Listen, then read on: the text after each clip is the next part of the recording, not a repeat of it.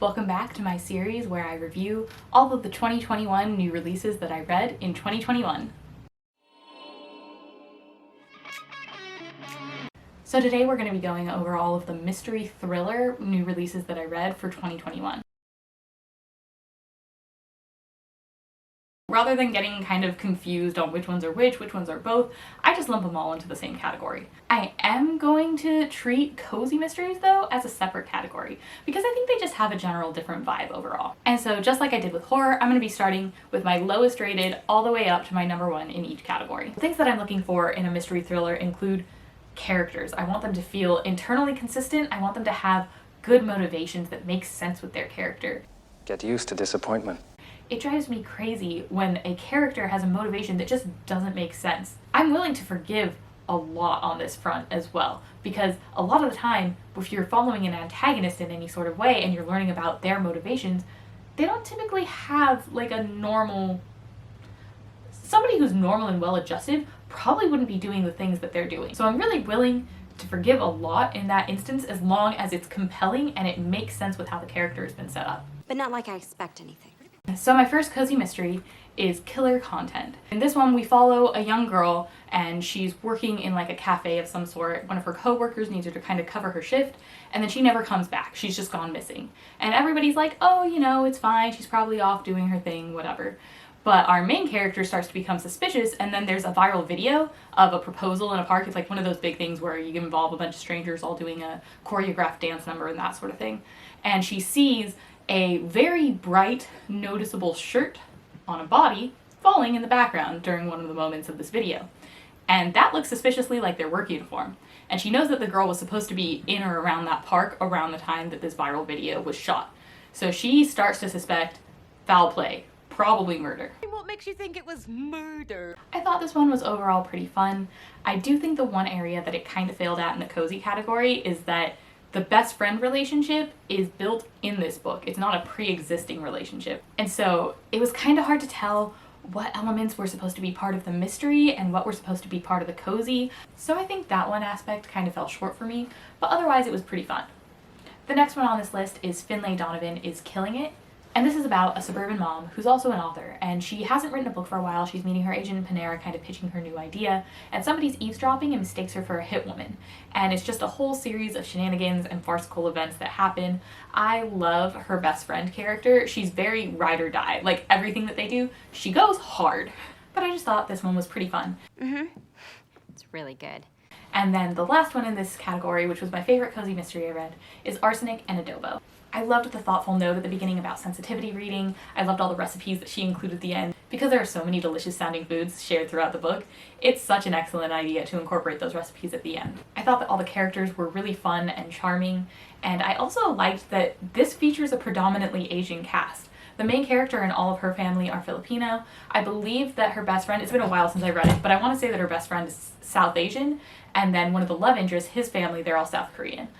So it's a really diverse cast, and I thought that that was just excellent and woven in like a very natural way. I also think it's really cute that the author responded to a question on Goodreads asking if the dog dies and saying, no, the dog doesn't and will never die in any of my books. Longanisa is a beloved character, and it's so cute. The dog is named Longanisa, which is a type of sausage, and it's a wiener dog, and I absolutely adore it. This was a very cute, feel-good story. So getting into more of the actual like mystery thrillers that I read this year, the first two are ones that I DNF'd, and that's going to start with Later by Stephen King.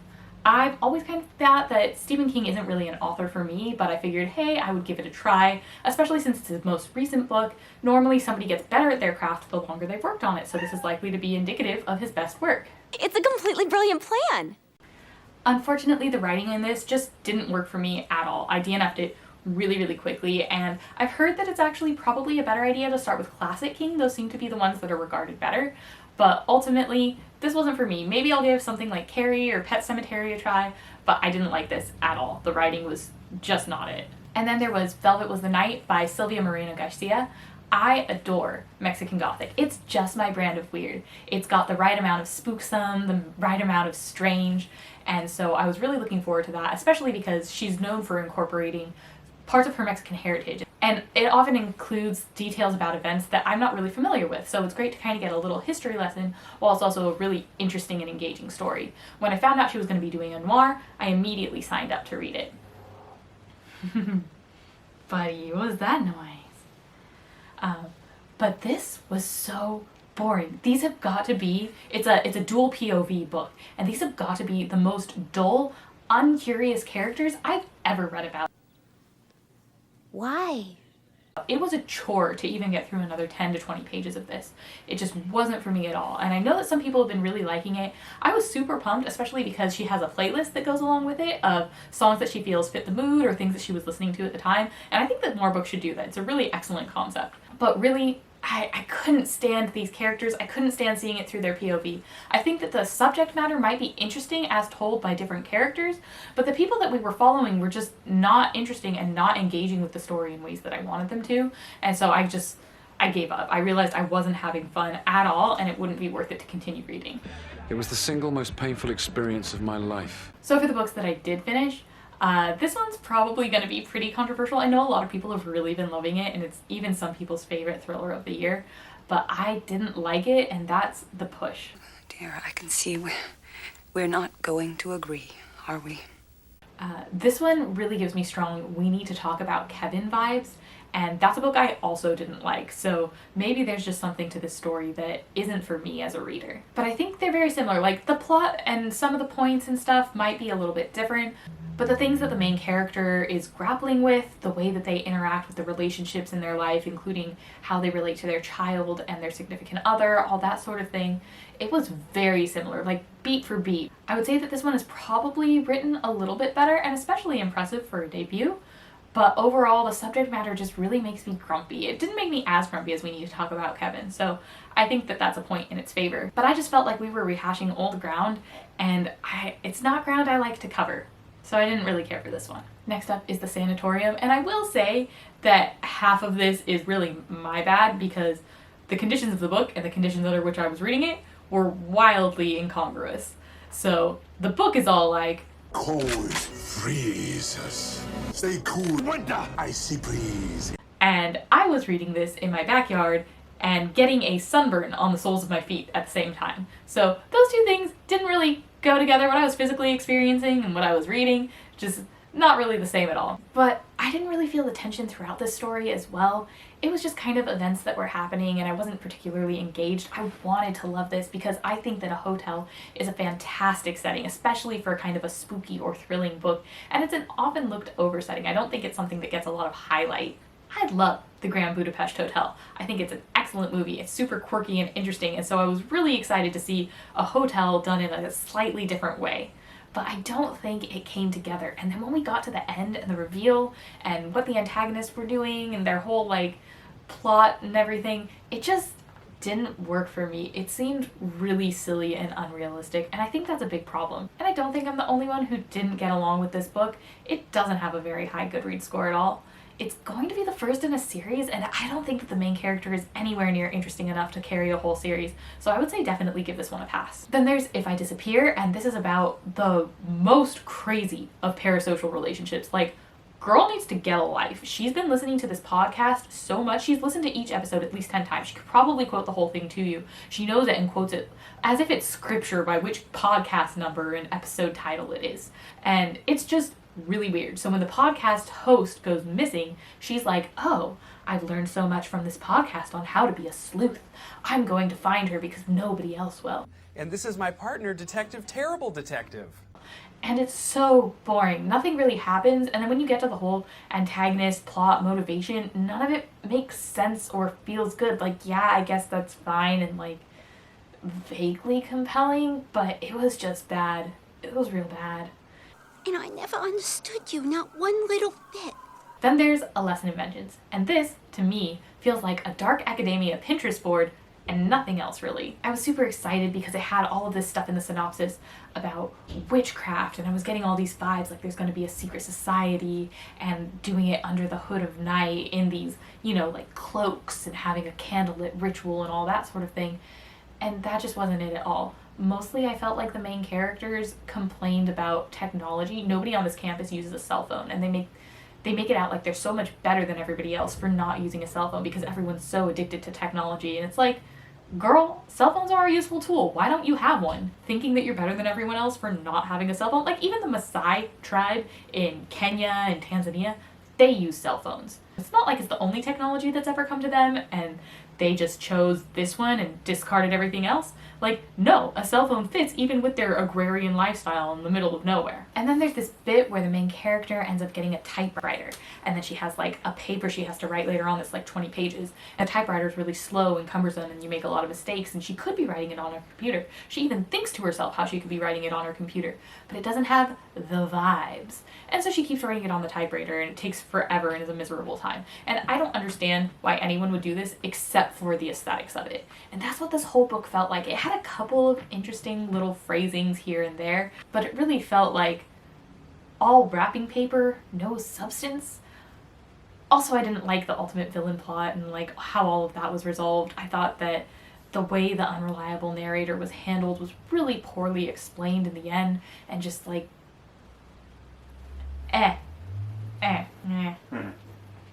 Next up is She's Too Pretty to Burn, and this was described as like a sapphic YA retelling of A Picture of Dorian Gray, so I was super on board for that.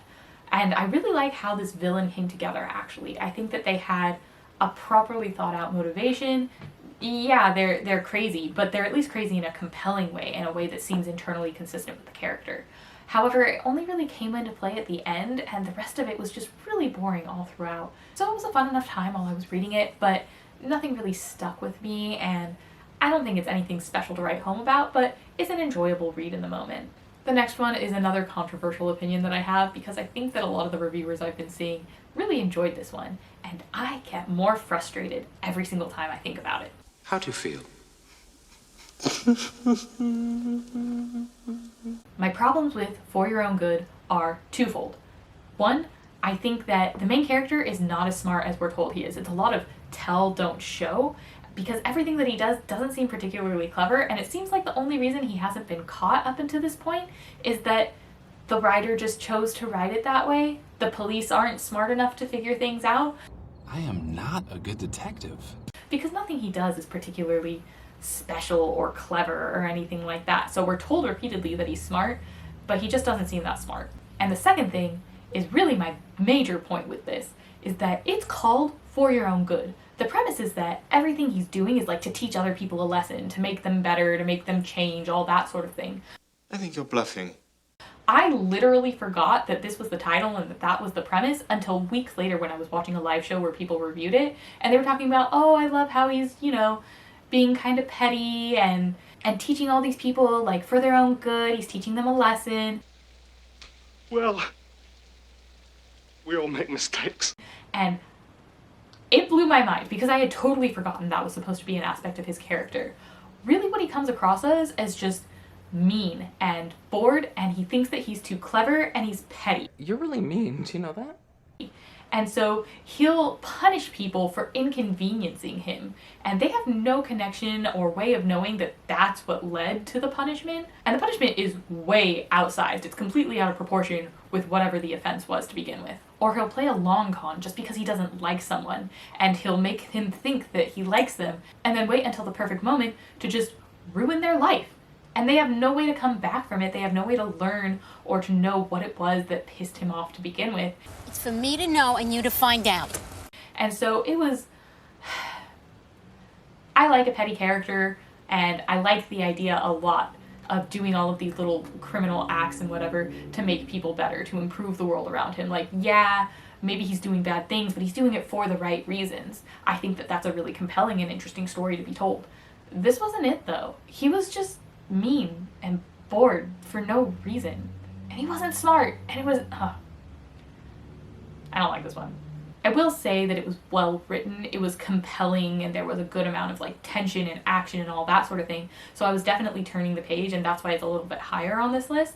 But every time I reflect back on it, I just get more and more mad with how everything played out. Next up is Ace of Spades, and this is a YA title. It's part of a group that I've been seeing as like a common theme, where it's all taglined as Get Out meets blah blah blah. This one is Get Out meets Gossip Girl, and it's one of 3 of those type of genre that I've read recently. My favorite in this group so far has been When No One Is Watching, which is an adult title, and I think it had some really clever and interesting things to say about colonialism and gentrification. But one of the things I really don't like about these books is how in the climax something happens and it just all goes off the rails, because the whole thing has been a metaphor this whole time, and then you get the in-world explanation for what's been going on, and in this case I just don't think that the in-world explanation was good. I really liked the metaphor and I was on board for that, but especially understanding like the root cause of everything, having the explanation and the origin of the whole book be bad, it just ruins a lot of the experience and how I reflect back on that time. So it was interesting and compelling enough, but it was just fine. Then there's This Is Not the Just Show, which is basically the Truman Show, but if he was a teenage girl, and the show was specifically set to be in the 90s.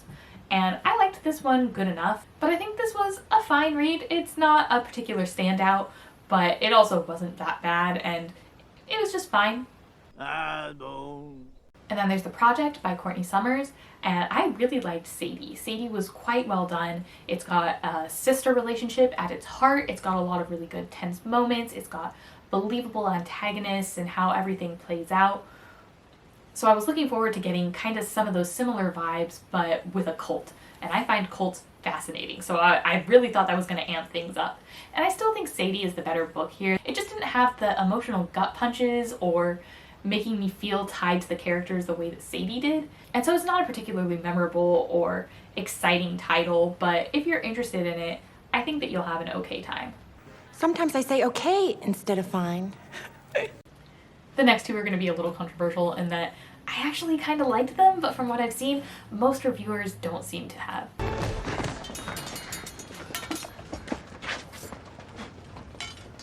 And the first one is Survive the Night by Riley Sager. I need to preface this by saying that I'm a huge Buffy the Vampire Slayer fan.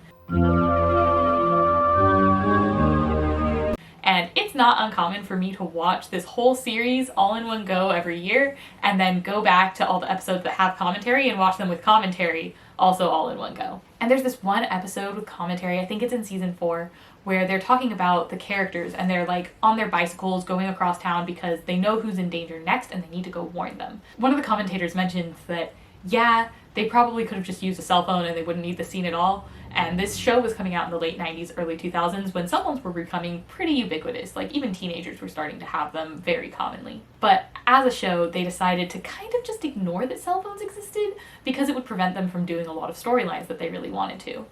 So with that little trivia nugget in the back of my head, when I heard about Survive the Night, I was like, okay, why would they have this set in the 90s? And then like, oh, well, that's probably because it's modern enough, but it allows for more suspension of disbelief because back then, there wasn't the same media hullabaloo over all of these serial killers and cases like that. People weren't as scared of strangers as we are now. You also didn't have things like Facebook. You can't just look somebody up and see that they look sus.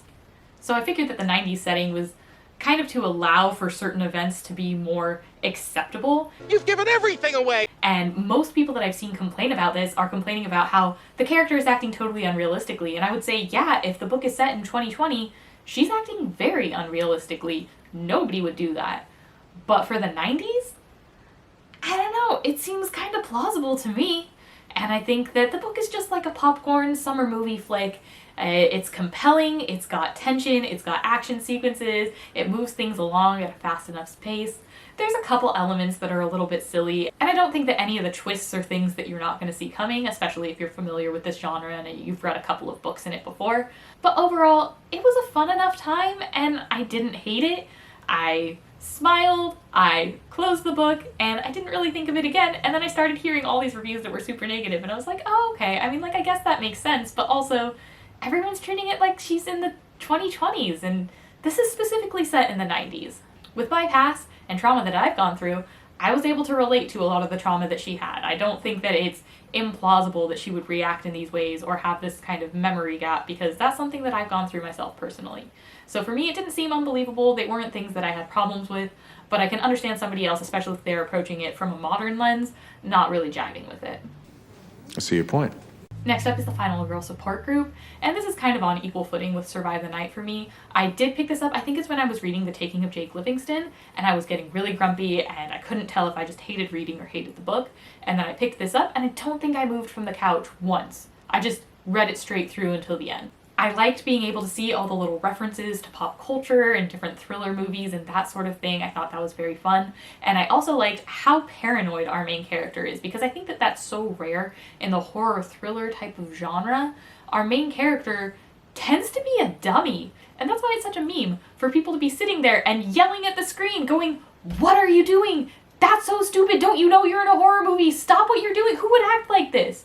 And so instead to have someone who's like the polar opposite of that, where it's like, maybe dial it back a little. I think you're going a little bit crazy right now. Just too paranoid, too cautious. I thought it was refreshing to kind of have that point of view. And I liked how she had her houseplant. That's something that I can really relate to. With Grady Hendrix, there's always at least one scene that I find just too gratuitous, and I think that the book would be better if it was fully edited out, because I don't think it adds anything to it. And this is no exception. There was at least one, maybe two scenes in this where I just...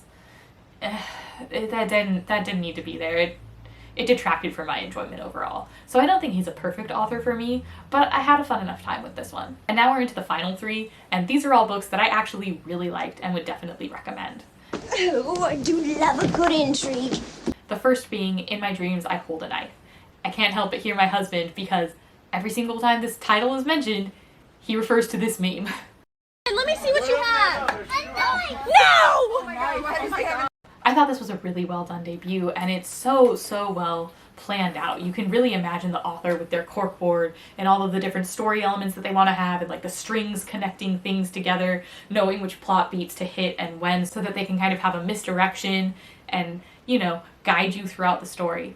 I will say that if you're the kind of person who's looking to have twists and turns and really not see that coming, maybe you won't have as much fun with this one. I was able to figure out what was going on, and I think a lot of people really will too. Look who knows so much, huh? But I still think it maintained tension throughout, and it had interesting scenarios and things that would come up, and that's what really held my attention. Granted, these are not likable characters. I didn't like a single one of them, but they did feel really realistic to me. These are entitled and privileged white people who are young, they're in college, and they've never really experienced any adversity in their lives, and they're just... that's who they are. But there's so many times where I'd be reading their dialogue or seeing how they respond in a situation, and I could totally picture people that I've known acting exactly like that. So I thought that they were really realistic characters. I thought the plot was really well planned out. It had a lot of moments where it kind of misleads you, but also a lot of clues dropped along the way, so if you're paying attention you can figure things out, and it doesn't feel like it came totally out of nowhere and the author's been lying to you just to make sure they get that twist thrown in there. So really solid debut, and I can't wait to see what she puts out next if this was the first thing that she did. My second title, I absolutely adore so much, and I can't wait to read it again, and that's The Girls Ive Been. It starts off with our main character, Nora. She's going to the bank with her former boyfriend and her current girlfriend. They all just did a big fundraising event for a charity yesterday, and so they're going to deposit the money that they raised. I'd say she's in line at the bank. This is fun. And while they're waiting in line, there's a bank heist, and they become hostages. But I thought these characters were so much fun and so witty. They're very much modern teenagers, but also they're very involved in the story. They're not just sitting there and freaking out and panicking. They're trying to take control. They're trying to find a way out. And the author does a really clever thing that I enjoyed, where she keeps you updated on what all of their assets are at any given time. All of the different things that they kind of have stuffed in their pockets or they find in the areas where they've been sequestered that they think maybe this would be useful later on. And she also keeps you updated on their plan and like previous plans that have been scrapped or that they reopen. And so there's a lot of forward momentum, and it always feels really tense and action heavy. But also the title is The Girls Ive Been. So throughout this, it's interwoven with flashbacks from her life, things that made her who she is. And her story is incredibly compelling. It's full of secrets. It's very reminiscent of White Oleander, but I think it's done a lot better here. And it is relevant to how she has her skills, how she's able to know what she knows, and how she's able to affect the plot in the ways that she does. So this was just so much fun. I have read one other short story from this author in a compilation, and this is the one story that really stood out to me, like so much so that I wish that they would print just that short story so that I could have it because I loved it. So maybe there's just something about Tess Sharp and what she writes that I find really relatable. She just understands what I'm looking for as a reader. So I'm definitely interested to try out more of her works, but I think this one really went under the radar, especially because it's a YA title. But I just think it really appeals. It was so much fun, and I can't wait. This is going to get a movie adaptation. And it is going to be a beautiful day. Or at least it's signed up to. It's supposed to be on Netflix, and I think that Millie Bobby Brown is meant to play the lead character, so I really hope that we get to see this one come to the screen. It was excellent. Are you in love? I am in love. And lastly, but not leastly, is The Man Who Died Twice. And this is the sequel to The Thursday Murder Club by Richard Osman. I read both titles last year, and I freaking adore them. The first one was really funny, and I loved it a lot, but it wasn't like something I really, really loved and was a favorite. We're following a group of seniors. They live in a retirement center, and on Thursdays, they rent out one of the rooms in the community center to review murder cases and try to solve them. Happy people just don't shoot their husbands. They just don't. It's written in a really quirky and fun way. I can easily imagine so many different old people that I've known talking exactly like this. Like, this totally sounds like my grandma and her friends, except that, you know, they also like to solve murders. I think the plot of the first one was probably better, but the humor and the character development of the second one is what really, really got me and made this an absolute 5-star read. And a lot of the times they're going over topics that apply to that community that aren't really something that you think about in your day-to-day life until you get to that age. So this one starts with Joyce asking the group, you know, should I get an Instagram or should I get a dog? And then they have a whole discussion about that, because how unfair would it be if you get a little puppy and you're this old, and honestly, with your life expectancy, the dog will probably outlive you. And I think that he does a really good job with these topics. He treats them both sensitively, but also with a sense of humor. There's a chapter in this book that's only about 5.5 pages long that had me laughing and quoting it aloud, and then all of a sudden reeling from an emotional gut punch back to laughing before the chapter was over. It was just so, so beautifully done. This is a series that really appeals to a general audience, especially if you like a British sense of humor. As somebody who's married to an Englishman, obviously that really appeals to me, but I think that most people will be able to find something that they like in this series. So that was all of the 2021 new releases that I read in the mystery thriller categories.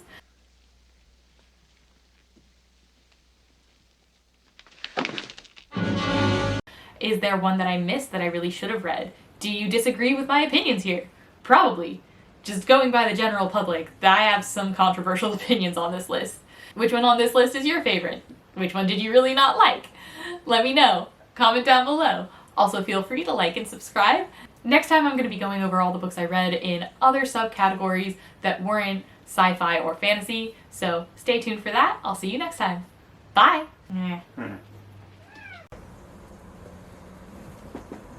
Oh, hi.